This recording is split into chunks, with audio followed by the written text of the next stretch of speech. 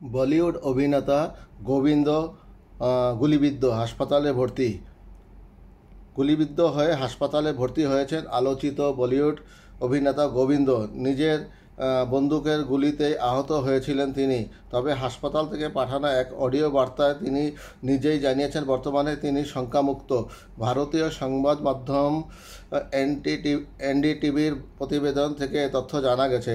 Mumbai police জানিয়েছে আজ মঙ্গলবার ভোরে গুলিবিদ্ধ অবস্থায় হাসপাতালে ভর্তি হন গোবিন্দ। তার ম্যানেজার জানিয়েছেন আজ ভোর 4:55 দিকে গোবিন্দর নিজের লাইসেন্স করা বন্দুক থেকেই একটি গুলি বের হয়ে আহত হন এই অভিনেতা। মুম্বাইয়ের জুহুতে অবস্থিত গোবিন্দের বাসভবনে এই দুর্ঘটনা ঘটে।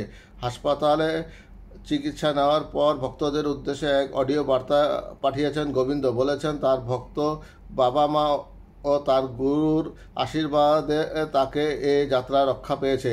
অডিও বার্তায় গোবিন্দ বলেছেন, আমি একটি বুলেটের আঘাতে আহত হয়েছিলাম। বুলেট বের করা হয়েছে। আমি চিকিৎসকদের ধন্যবাদ জানাই। একই সঙ্গে আপনারা যারা আমাদের জন্য প্রার্থনা করেছেন তাদেরও আমি ধন্যবাদ জানাই।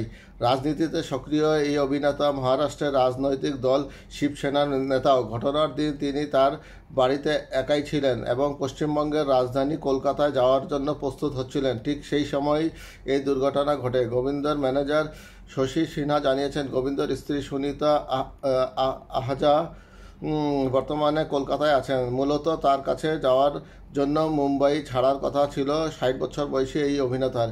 শশী সিনহা বলেন, গোবিন্দ একটি আলমারিতে তার রিভলভারটি রাখছিলেন। এই সময় অসাবধানতাবশত গুলিটি গোবিন্দর হাঁটুর নিচে গুলিবিদ্ধ হয়। এরপর গোবিন্দ নিজেই তার স্ত্রী ও ম্যানেজারকে ফোন করেন। পরে পুলিশ সেখানে পৌঁছে তাকে নিকটস্থ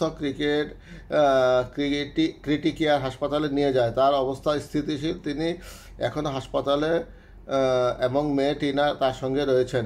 গোবিন্দর ম্যানেজার শশী সিনহা বলেন, কলকাতায় একটি শো ধরার জন্য আমাদের সকাল 6টার ফ্লাইটে ওঠার কথা ছিল এবং আমি বিমানবন্দরে পৌঁছে গিয়েছিলাম। গোবিন্দজি তার বাসভবন থেকে বিমানবন্দরের উদ্দেশ্যে রওনা হওয়ার আগে এই দুর্ঘটনা ঘটে। ঈশ্বরের কৃপায় গোবিন্দজি কেবল একটি পায়ে আঘাত পেয়েছেন এবং এটি গুরুতর কিছু নয় বলে জানা গেছে।